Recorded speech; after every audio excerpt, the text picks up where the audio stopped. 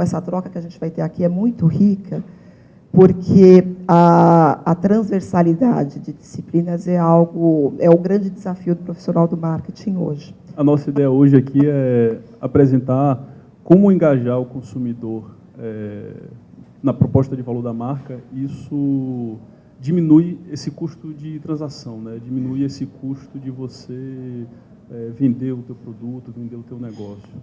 Para a gente, proposta de valor significa qualquer promessa ou experiência que a marca se propõe às pessoas. E aí, quando eu estou falando pessoas, eu não estou direcionando só ao consumidor, só aquela pessoa que está botando o dinheiro, a mão no bolso para pagar e comprar uma mercadoria. A gente que entende que nesse processo de construir marca, você está se relacionando com todo mundo, né? E essas pessoas, que são indivíduos, elas estão envolvidas no processo de construir a marca da empresa. A marca, ela se torna um ativo quando ela é capaz de influenciar o comportamento das pessoas, né? Quando ela é capaz realmente de motivar o comportamento das pessoas.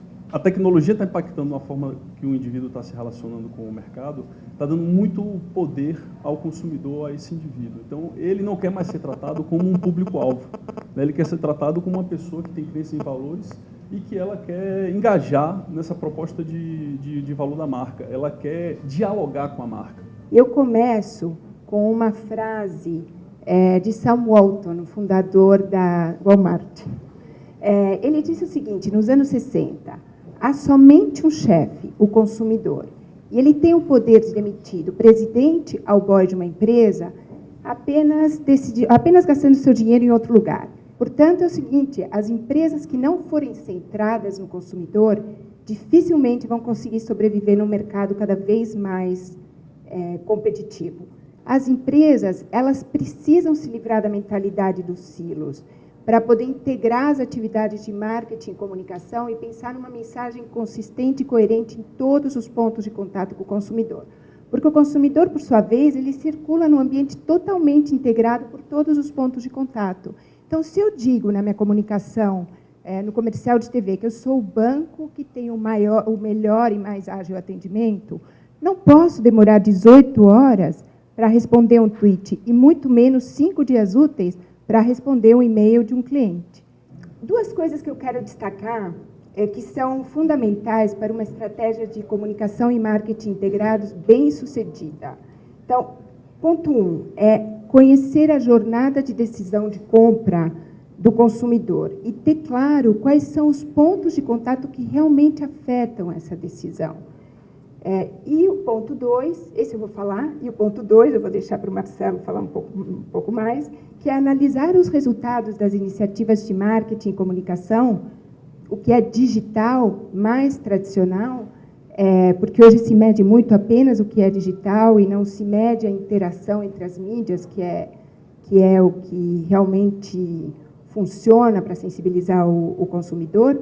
Então, para uma contínua otimização do retorno sobre investimento. Acho que existe hoje uma pressão muito grande por resultados. Então, não é mais investir sem saber o que isso vai gerar de resultados, hoje já não é mais possível. Eu queria dividir com vocês o novo modelo de Media Mix. Até pouco tempo, a fronteira entre as mídias paga e a mídia espontânea era muito clara. Hoje em dia, existem estudos que mostram que o consumidor ele já não consegue se lembrar ou discernir se ele viu uma informação num anúncio de TV, se ele viu no mural do seu Facebook, no YouTube, se ele leu numa reportagem do jornal. E isso faz com que as fronteiras fiquem cada vez mais difusas entre as mídias e com que a gente, a hora que a gente monta um planejamento em comunicação e marketing integrados, a gente tem que contemplar todas essas mídias, levando em conta a jornada de decisão do consumidor e os pontos de contato que influenciam mais essa jornada. A gente está nessa empreitada juntos, tentando otimizar o planeta, né? O departamento de marketing de uma empresa, ele aparentemente teria que ser um motor de geração de novos negócios e de novos leads, bem azeitado, algo que funcionasse direitinho, né? Porém, nosso olhar de engenheiro, o que a gente costuma ver é alguma coisa assim quando a gente analisa alguns departamentos de marketing, né? A gente vê uma máquina que funciona, ninguém sabe direito como, entra dinheiro de um lado, sai dinheiro por tudo quanto é buraco, os resultados são muito difíceis de monitorar e é extremamente difícil de otimizar, né? Tem muita informação, tem muito dado, tem muita coisa acontecendo e normalmente é muito difícil de relacionar causa e efeito. Eu vou começar dizendo que, para a gente, Clean Data é melhor que Big Data, né? E como a gente utilizou o Clean Data para entender a campanha, a performance da campanha, a microsegmentação para otimizar promoções, né? Um caso também de uma empresa de varejo nessa área, a utilização de hábitos de consumo, a análise de hábitos de consumo para otimizar vendas, e a previsão da demanda para otimizar preços para uma empresa de mídia, e, por fim, um projeto audacioso nosso aí de tentar otimizar todo o retorno de marketing, de investimento em marketing. Nos Estados Unidos, eles ainda chamam de ROMI, que é Return on Market Investment. Tá? Analytics nada mais é do que utilizar dados para fazer análises e tentar entender o que está acontecendo com aquele comportamento daqueles dados. Então, uma vez que você tem todos esses dados e você aplica algumas técnicas de probabilidade estatística, você é capaz de predizer ou prever o que vai acontecer no futuro, né? O Big Data não é apenas o volume, não é a quantidade apenas de dados que é definido como Big Data. Eles chamam os 3 Vs do Big Data, né? Que uma é o volume, né? A outra é a velocidade. Então, tem dados que chegam rapidamente, tipo os registros de web que são logados, todas as pessoas acessando, quantos registros vão para cada lado, isso, a velocidade define também um problema de Big Data, e a variedade de dados, né?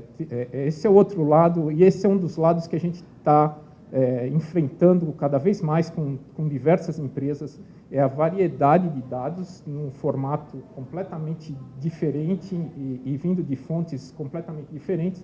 Como é que você junta toda essa informação e como é que você organiza e analisa isso? Tá? Isso que é a importância da microsegmentação, porque você sabe exatamente quais são os grupos de clientes, você sabe o que eles querem comprar, e com essa informação você pode fazer o marketing melhor. Nesse caso, era mandar cupom por e-mail e poder mandar um marketing altamente customizado, conseguindo prever que é o próximo produto que seu cliente vai estar mais interessado. O insight que a gente dá é a utilização, a microsegmentação, a análise, o entendimento, entenda qual é a segmentação de clientes que você tem, que sua empresa possa ter, né?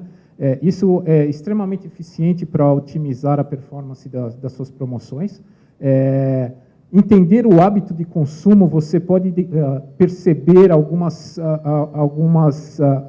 oportunidades escondidas ali, né? Então, quando você começa a ver o que os clientes compram, você consegue ver, opa, espera aí, esse cliente pode comprar alguma coisa a mais aqui que ele pulou. De que forma o analista consegue também não ter só essa questão direta de eu fiz essa propaganda, eu fiz essa campanha e eu trouxe esse retorno, mas insights do que tipo de conteúdo é o mais correto ou mais, pelo menos, assertivo para o público da marca? Normalmente, o que a gente faz quando a gente não sabe o que fazer, a gente faz experimentos, tá?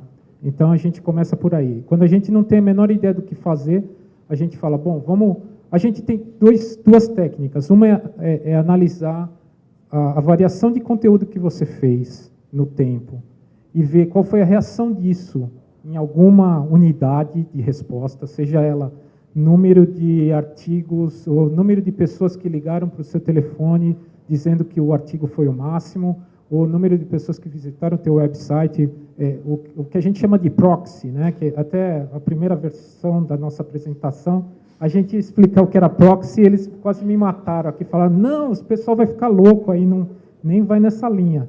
Então, o proxy, na verdade, é você tentar entender, você tentar fazer um comparativo de alguma coisa que você fez com alguma reação em outro lado que não está totalmente ligada, mas que dá uma ideia da reação. Tá? O básico é experimentar, medir e voltar, né? O fluxo de volta lá. O que a gente fez com a parte de otimização de preço, é ver o que está acontecendo, mudar a estratégia e retroalimentar, né? Existe uma técnica que é chamada machine learning, né, que é um sistema de autoaprendizado que a gente até usa em alguns projetos nossos, que é de o sistema ficar aprendendo automaticamente as reações que estão acontecendo, ele se autoajusta e ele gera uma nova recomendação em tempo real, basicamente.